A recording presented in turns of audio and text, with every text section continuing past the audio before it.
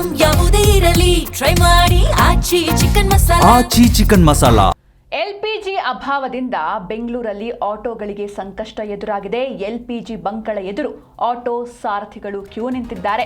LPG ಅಭಾವದಿಂದ ಬೆಂಗಳೂರಲ್ಲಿ ಆಟೋಗಳಿಗೆ ಸಂಕಷ್ಟ ಎದುರಾಗಿದೆ. ಎಲ್ಪಿಜಿ ಬಂಕ್ಗಳ ಎದುರು ಆಟೋ ಸಾರಥಿಗಳು ಕ್ಯೂ ನಿಂತಿದ್ದಾರೆ. ರಾತ್ರಿಯಿಂದಲೇ ಬಂಕ್ ಬಳಿಯೇ ಇದ್ದಾರೆ ಪಾಪ ಚಾಲಕರು.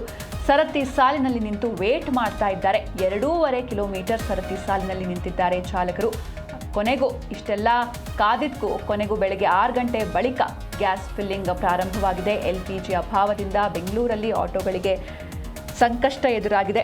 ಎಲ್ಪಿಜಿ ಬಂಕ್ಗಳ ಎದುರು ಆಟೋ ಸಾರಥಿಗಳು ಕ್ಯೂ ನಿಂತಿದ್ದಾರೆ. ರಾತ್ರಿಯಿಂದಲೇ ಬಂಕ್ ಬಳಿ ಇದ್ದಾರೆ ಚಾಲಕರು. ಸರತಿ ಸಾಲಿನಲ್ಲಿ ನಿಂತು ಕಾಯ್ತಾ ಇದ್ದಾರೆ. 2.5 ಕಿಲೋಮೀಟರ್ ಸರತಿ ಸಾಲಿನಲ್ಲಿ ನಿಂತಿದ್ದಾರೆ ಚಾಲಕರು. ಬೆಳಗ್ಗೆ 6 ಗಂಟೆಯ ಬಳಿಕ ಗ್ಯಾಸ್ ಫಿಲ್ಲಿಂಗ್ ಪ್ರಾರಂಭವಾಗಿದೆ. ಇನ್ನು ಮಧ್ಯಪ್ರಾಚ್ಯದ ಯುದ್ಧದ ಎಫೆಕ್ಟ್ನಿಂದ ಈ ಒಂದು ಯುದ್ಧದ ಎಫೆಕ್ಟ್ ಕೇವಲ 3 ರಾಷ್ಟ್ರಗಳ ಮೇಲೆ ಮಾತ್ರ ಅಲ್ಲ, ಜಾಗತಿಕವಾಗಿ ಸಾಕಷ್ಟು ಪರಿಣಾಮವನ್ನು ಬೀರ್ತಾ ಇದೆ, ಸಾಕಷ್ಟು ಎಫೆಕ್ಟ್ ಮಾಡ್ತಾ ಇದೆ. ಅದು ನಮ್ಮ ರಾಜ್ಯದಲ್ಲೂ ಕೂಡ ನೀವು ನೋಡ್ತಾನೆ ಇದ್ದೀರಾ, ಹೋಟೆಲ್ಗಳ ಮೇಲೆ ದೊಡ್ಡ ಹೊಡೆತ. ಇನ್ನೊಂದು ಕಡೆ ಆಟೋ ಚಾಲಕರು ಜೀವನವನ್ನೇ ನಡೆಸೋದು ಕಷ್ಟ ಆಗ್ತಾ ಇದೆ. ಹೀಗಾಗಿ ದೃಶ್ಯದಲ್ಲೂ ಕೂಡ ನೀವು ನೋಡ್ತಾ ಇದ್ದೀರಾ, ಎಲ್ಲ ಬಂಕ್ಗಳ ಮುಂದೆ ಇದೇ ರೀತಿ ದೃಶ್ಯಗಳು, ಎಲ್ಲ ಗ್ಯಾಸ್ ಬಂಕ್ಗಳ ಮುಂದೆ ಇದೇ ರೀತಿ ದೃಶ್ಯಗಳು ಕಾಣಿಸ್ತಾ ಇದೆ ಇತ್ತೀಚಿನ ದಿನಗಳಲ್ಲಿ. ಜೊತೆಗೆ ಆಹಾರ ಸಚಿವರಾದಂತಹ ಮುನಿಯಪ್ಪನವರು ಕೂಡ ಇನ್ನೊಂದು 2 ದಿನಗಳಲ್ಲಿ LPG ಕಂಪನಿಗಳ ಜೊತೆ ನಾವು ಸಭೆಯನ್ನು ಮಾಡ್ತೇವೆ ಅಂತ ಹೇಳಿದರು. ಹಾಗೆ ಟೋಕನ್ ಸಿಸ್ಟಮ್ ಕೂಡ ನಿನ್ನೆಯಿಂದ ಜಾರಿ ಮಾಡಲಾಗಿದೆ. ಬೆಳಿಗ್ಗೆ 6 ಗಂಟೆಯ ಬಳಿಕ ಗ್ಯಾಸ್ ಫಿಲ್ಲಿಂಗ್ ಕೂಡ ಪ್ರಾರಂಭ ಆಯಿತು. ಗ್ಯಾಸ್ ಇಲ್ಲದೆ ಗಲ್ಲಿಯಲ್ಲೂ ನಿಂತಿವೆ ಆಟೋಗಳು. ಬೆಂಗಳೂರು ಜೀವನಾಡಿ ಸಾರಥಿಗಳಿಗೆ ಭಾರೀ ಸಂಕಷ್ಟ ಎದುರಾಗಿದೆ. ಸಂಸಾರದ ಬಂಡಿ ಸಾಗಿಸೋದಕ್ಕೆ ಸಾರಥಿಗಳು ಪರದಾಡುವಂತಹ ಸ್ಥಿತಿ ನಿರ್ಮಾಣವಾಗಿದೆ. ಹಗಲು ರಾತ್ರಿ ಗ್ಯಾಸ್ ಬಂಕ್ ಮುಂದೆ ಕ್ಯೂ ನಿಲ್ಲುವಂತಹ ಕೆಲಸ. ಬೆಳಗ್ಗೆ ಅಂದರೆ ಇವರ ರೋಟೀನ್ ಯಾವ ರೀತಿ ಇತ್ತು ಅಂದರೆ, ಬೆಳಗ್ಗೆ ಬರ್ತಿದ್ರು, ಗ್ಯಾಸ್ ಫಿಲ್ ಮಾಡ್ಕೊಳ್ತಾ ಇದ್ರು, ಸಂಜೆ ತನಕ ದುಡಿತಾ ಇದ್ರು. ಆ ಒಂದು ದುಡ್ಡಿನಲ್ಲಿ ತಮ್ಮ ಜೀವನವನ್ನು ನಿರ್ವಹಣೆ ಮಾಡ್ತಾ ಇದ್ರು. ಆದರೆ ಇದೀಗ ಹಗಲು ರಾತ್ರಿ ಬಾಡಿಗೆ ಹೊಡೆಯೋ ಬದಲು ಗ್ಯಾಸ್ ಬಂಕ್ ಮುಂದೆ ಕ್ಯೂ ನಿಲ್ಲುವಂತಹ ಕೆಲಸವನ್ನು ಮಾಡ್ತಿದ್ದಾರೆ. ಗ್ಯಾಸ್ ತುಂಬಿಸಿ ಆಟೋ ಓಡಿಸೋದು ಆಮೇಲಿನ ಮಾತು. ಆದರೆ ಪ್ರತಿ ಬಂಕ್ ಮುಂದೆ ನೋಡಿದ್ರು ಕಿಲೋಮೀಟರ್ ಗಟ್ಟಲೆ ಕ್ಯೂ ಕಾಣಿಸ್ತಾ ಇದೆ. ನೀವು ಕೂಡ ನೋಡ್ತಾ ಇದ್ದೀರಾ, ಎಷ್ಟು ಅಂದರೆ 2-3 ಕಿಲೋಮೀಟರ್ ಗಟ್ಟಲೆ ಇದೇ ರೀತಿ ಪಾಪ ರಾತ್ರಿ ಹಗಲು ಅನ್ನದೇ ಕಾಯ್ಕೊಂಡು ನಿಂತಿದ್ದಾರೆ. ಆದರೆ ಇಷ್ಟೆಲ್ಲ ವೇಟ್ ಮಾಡಿದ್ದಕ್ಕೆ ಕೊನೆಗಾದರೂ ಅವರಿಗೆ ಗ್ಯಾಸ್ ಸಿಗುತ್ತಾ ಅಥವಾ ಅವರ ಜೀವನ ನಿರ್ವಹಣೆ ಆಗುತ್ತಾ ಅನ್ನೋದು ಪ್ರಶ್ನೆ. ಆದಷ್ಟು ಬೇಗ ಈ ಸಮಸ್ಯೆಗಳು ಸಾಲ್ವ್ ಆಗಬೇಕು. ಈ ಬಗ್ಗೆ ಹೆಚ್ಚಿನ ಮಾಹಿತಿಯನ್ನು ನೀಡ್ತಾರೆ ನಮ್ಮ ಪ್ರತಿನಿಧಿ ಭವ್ಯ. ಸುನಿಲ್ ಲೈವ್ನಲ್ಲಿ ಜಾಯ್ನ್ ಆಗಿದ್ದಾರೆ. ಭವ್ಯ, ಇನ್ನು ಎಲ್ಲ ಬಂಕ್ಗಳ ಮುಂದೆ ಇದೇ ರೀತಿ ಆಟೋಗಳ ಸರತಿ ಸಾಲು, ಇನ್ನೆಷ್ಟು ದಿನ ಅಂತ ಈ ಸಮಸ್ಯೆ?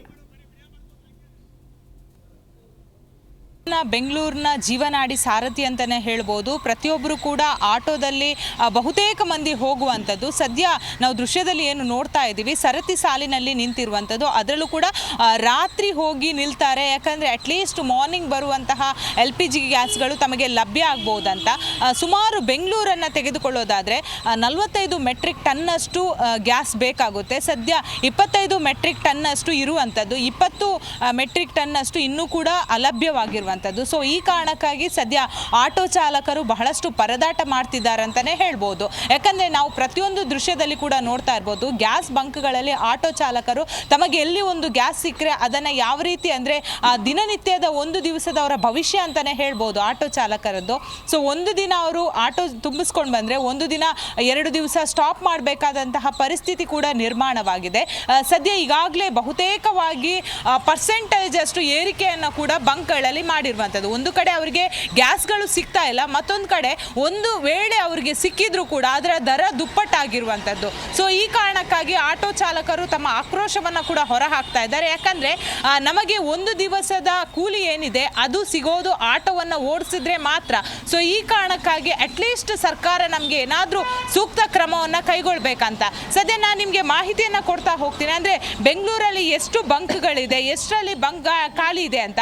ಸುಮಾರು ಬೆಂಗಳೂರಲ್ಲಿ ಒಟ್ಟು ಆಟೋಗಳ ಸಂಖ್ಯೆ 1.2 ಲಕ್ಷ ಇರುವಂಥದ್ದು. ಅದರಲ್ಲಿ ಒಟ್ಟು LPG ಆಟೋಗಳ ಸಂಖ್ಯೆ 35ರಿಂದ 45 ಸಾವಿರ ಆಟೋಗಳಿರುವಂಥದ್ದು. ಹಾಗೆಯೇ ಒಟ್ಟು ಸರ್ಕಾರಿ ಗ್ಯಾಸ್ ಬಂಕ್ಗಳು ಅಂದರೆ ಸರ್ಕಾರಿ ಅಧೀನದಲ್ಲಿ LPG ಇರುವಂಥದ್ದು 31. ಹಾಗೆಯೇ ಪ್ರೈವೇಟ್ ಗ್ಯಾಸ್ ಬಂಕ್ಗಳಿರುವಂಥದ್ದು 30ರಿಂದ 40 ಬಂಕ್ಗಳು. ಮೂಲಗಳ ಪ್ರಕಾರ 10ರಿಂದ 15 ಬಂಕ್ಗಳು ಕ್ಲೋಸ್ ಆಗಿದೆ. ಸೊ ಈ ಕಾರಣಕ್ಕಾಗಿ ಆಟೋಗಳಂದರೆ ಬೆಂಗಳೂರಲ್ಲಿ ನಾವು ಲಕ್ಷಕ್ಕೂ ಹೆಚ್ಚು ಆಟೋಗಳಿರುವಂಥದ್ದು. ಎಲೆಕ್ಟ್ರಿಕ್ ಆಟೋದವರಿಗೆ ಯಾವುದೇ ಯಾವುದೇ ರೀತಿಯಾದಂತಹ ಸಮಸ್ಯೆ ಆಗಲ್ಲ. ಸದ್ಯ LPG ಗ್ಯಾಸನ್ನು ತುಂಬಿಸುವಂತಹ ಈ 1 ಲಕ್ಷಕ್ಕೂ ಹೆಚ್ಚು ಆಟೋಗಳು ಏನಿದೆ ಸದ್ಯದವರ ಪರಿಸ್ಥಿತಿ ಕೇಳುವಂಥದ್ದೇ ಬೇಡ. ಮತ್ತೊಂದು ಕಡೆ ಈಗಾಗಲೇ ಬಂದಂತಹ ಗ್ಯಾಸ್ಗಳು ಎಲ್ಲಿ ಹೋಗ್ತಾ ಇದೆ ಅನ್ನೋ ಪ್ರಶ್ನೆಗಳು ಕೂಡ ಇಲ್ಲಿ ಉದ್ಭವ ಆಗುತ್ತೆ. ಯಾಕಂದರೆ ದುಪ್ಪಟ್ಟು ದರದಲ್ಲಿ ಕೂಡ ಕೆಲವೊಂದು ಗ್ಯಾಸ್ ಬಂಕ್ ಮಾಲೀಕರು ಮಾರಾಟ ಮಾಡ್ತಾ ಇರುವಂಥದ್ದು. ಹಾಗಾದರೆ ಅಟ್ಲೀಸ್ಟ್ ಸರ್ಕಾರ ಇದಕ್ಕೆ ಕಡಿವಾಣ ಹಾಕಬೇಕಾಗುತ್ತೆ. ಇದರಲ್ಲಿ ಈಗಾಗಲೇ 2 ದಿವಸಗಳ ಕಾಲ ಬಿಟ್ಟು ಸಭೆಯನ್ನು ಮಾಡ್ತೀವಿ ಅಂತ ಆಹಾರ ಸಚಿವ ಮುನಿಯಪ್ಪ ಅವರು ಹೇಳ್ತಾರೆ. ಹಾಗಾದರೆ ತಕ್ಷಣ ಸಭೆ ನಡೆಸಿ ತಕ್ಷಣ ಪರಿಹಾರ ಕೊಡುವ ಬದಲು 2 ದಿವಸಗಳ ಕಾಲ ಬಿಟ್ಟು ಮಾಡಿದರೆ ಎಷ್ಟೋ ಬಿಕ್ಕಟ್ಟಿನ ಪರಿಸ್ಥಿತಿ ನಿರ್ಮಾಣ ಆಗುತ್ತೆ. ಯಾಕಂದರೆ ಈಗಾಗಲೇ ಎಕ್ಸಾಂಪಲ್ ಗೊತ್ತು, ಹೋಟೆಲ್ಗೆ ಎಷ್ಟು ಗ್ಯಾಸ್ನಿಂದ ಪ್ರಭಾವ ಆಗಿದೆ ಅಂದರೆ ಬಹುತೇಕ ಗ್ಯಾಸ್ಗಳು 1 ವಾರಗಳ ಕಾಲ ಕ್ಲೋಸ್ ಮಾಡಿದ್ದು. ತದನಂತರ ಮೀಟಿಂಗ್ ಮಾಡಿ ಸಭೆ ಮಾಡಿ ಅಂದರೆ ಪರ್ಸೆಂಟೇಜ್ ಅಷ್ಟು ಗ್ಯಾಸನ್ನು ಕೊಡೋದಾಗಿ ಭರವಸೆ ಕೊಟ್ಟಿದ್ರು.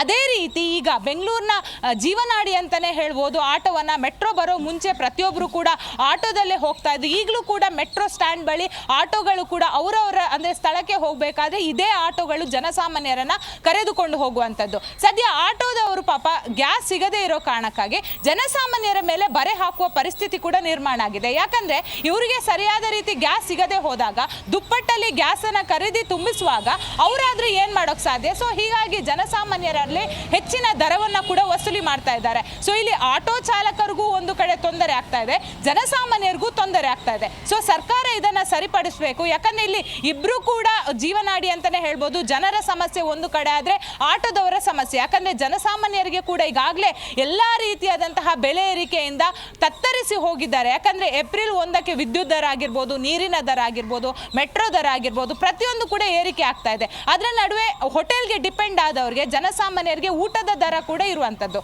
ಸೊ ಇದನ್ನೆಲ್ಲ ಸರಿಪಡಿಸಬೇಕಾಗಿರೋದು ರಾಜ್ಯ ಹಾಗೇನೆ ಸೆಂಟ್ರಲ್, ಅಂದರೆ ಎರಡೂ ಕೂಡ ಒಗ್ಗಟ್ಟಾಗಿ ಮಾತುಕತೆ ಮಾಡಿಸ್ಕೊಂಡು ಸಮಸ್ಯೆಯನ್ನು ಬಗೆಹರಿಸಬೇಕಾಗುತ್ತೆ. ಇಲ್ಲಾಂದರೆ ಈಗ ನಾವೇನು ದೃಶ್ಯದಲ್ಲಿ ನೋಡ್ತಾ ಇದ್ದೀವಿ, ಸರತಿ ಸಾಲಿನಲ್ಲಿ ಈಗಾಗಲೇ ಆಟೋಗಳು ಅಂದರೆ ಗ್ಯಾಸ್ಗಾಗಿ ವೇಟಿಂಗ್ ಮಾಡ್ತಾ ಇದೆ. ನಾಳೆ ಮೂಲೆಗಳಲ್ಲಿ ಆಟೋಗಳನ್ನು ಹಾಗೆ ನಿಲ್ಲಿಸುವಂತಹ ಪರಿಸ್ಥಿತಿ ಕೂಡ ಬರ್ಬೋದು. ಯಾಕಂದರೆ ಯಾವ ರೀತಿಯಾಗಿ ಬಿಕ್ಕಟ್ಟಿನ ಪರಿಸ್ಥಿತಿ ನಿರ್ಮಾಣ ಆಗುತ್ತೆ ಅನ್ನೋದು ಹೇಳೋದಕ್ಕೆ ಸಾಧ್ಯ ಇಲ್ಲ. ಸೊ ನಮ್ಮ ಮುಖ್ಯಮಂತ್ರಿ ಸಿದ್ದರಾಮಯ್ಯ ಆಗಿರ್ಬೋದು, ಸೆಂಟ್ರಲ್ ಗೌರ್ಮೆಂಟ್ನ ಅಂದರೆ ಮೋದಿ ಆಗಿರ್ಬೋದು, ಪ್ರತಿಯೊಬ್ಬರೂ ಕೂಡ ಇದರ ಬಗ್ಗೆ ಸೂಕ್ತ ಕ್ರಮವನ್ನು ಕೈಗೊಳ್ಳಬೇಕಾಗುತ್ತೆ. ಇಲ್ಲಾಂದರೆ ಪರಿಸ್ಥಿತಿ ಮತ್ತಷ್ಟು ಬೇರೆ ಬೇರೆ ಆ್ಯಂಗಲಲ್ಲಿ ಪಡೆದುಕೊಳ್ಳುವ ಸಾಧ್ಯತೆ ಇದೆ. ಈಗಾಗಲೇ ರಸ್ತೆ ಡಾಂಬರೀಕರಣ ಏನಿದೆ ಅದು ಕೂಡ ನಿಂತೋಗಿದೆ. ಯಾಕಂದರೆ ಒಂದು ಕಡೆ ಪೆಟ್ರೋಲ್ ಆಗಿರ್ಬೋದು, ಗ್ಯಾಸ್ ಆಗಿರ್ಬೋದು ಸಂಪೂರ್ಣವಾಗಿ ಈಗ ಪ್ರಾಬ್ಲಮ್ ಆಗ್ತಾ ಇದೆ. ಮತ್ತೊಂದು ಕಡೆ ರಸ್ತೆಗಳಿಗೆ ಹಾಕುವಂತಹ ಡಾಂಬರ್ ಏನಿದೆ ಇದು ಅಂದರೆ ಪ್ರೊಸೆಸ್ ಆಗಿ ಲಾಸ್ಟ್ ಸಿಗುವಂಥದ್ದು, ಅದಕ್ಕೂ ಕೂಡ ಸಮಸ್ಯೆ ಆಗಿದೆ. ಬಹುತೇಕ ಬೆಂಗಳೂರಲ್ಲಿ ರಸ್ತೆ ಕಾಮಗಾರಿಗಳು ಸಂಪೂರ್ಣವಾಗಿ ಸ್ಥಗಿತವಾಗಿದೆ. ಯಾಕಂದರೆ ಕಾರವಾರ ಬಂದರಿಗೆ ಬರುತ್ತೆ, ಅಲ್ಲಿ ಬರುವಂತಹ ಎಷ್ಟೋ ಮೆಟ್ರಿಕ್ ಟನ್ಗಳು ಡಾಂಬರ್ ಈಗಾಗಲೇ ಬರ್ತಾ ಇಲ್ಲ. ಸೊ ಹೀಗಾಗಿ ಸಿಲಿಕಾನ್ ಸಿಟಿ ಸೇರಿದಂತೆ ಜಿಲ್ಲೆಗಳಲ್ಲಿ ಕೂಡ ರಸ್ತೆ ಕಾಮಗಾರಿ ಕೂಡ ಸಂಪೂರ್ಣವಾಗಿ ಸ್ಟಾಪ್ ಆಗಿದೆ. ಸೊ ಹೀಗಾಗಿ ಸರ್ಕಾರ ಇದರ ಬಗ್ಗೆ ಸೂಕ್ತ ಕ್ರಮವನ್ನು ಕೈಗೊಳ್ಳಬೇಕಾಗುತ್ತೆ. ಸಿಂಚನ. ಓಕೆ, ಥ್ಯಾಂಕ್ ಯು ಭವ್ಯ. ಸುನಿಲ್, ನಿಮ್ಮೆಲ್ಲ ಡೀಟೇಲ್ಸ್ಗಾಗಿ.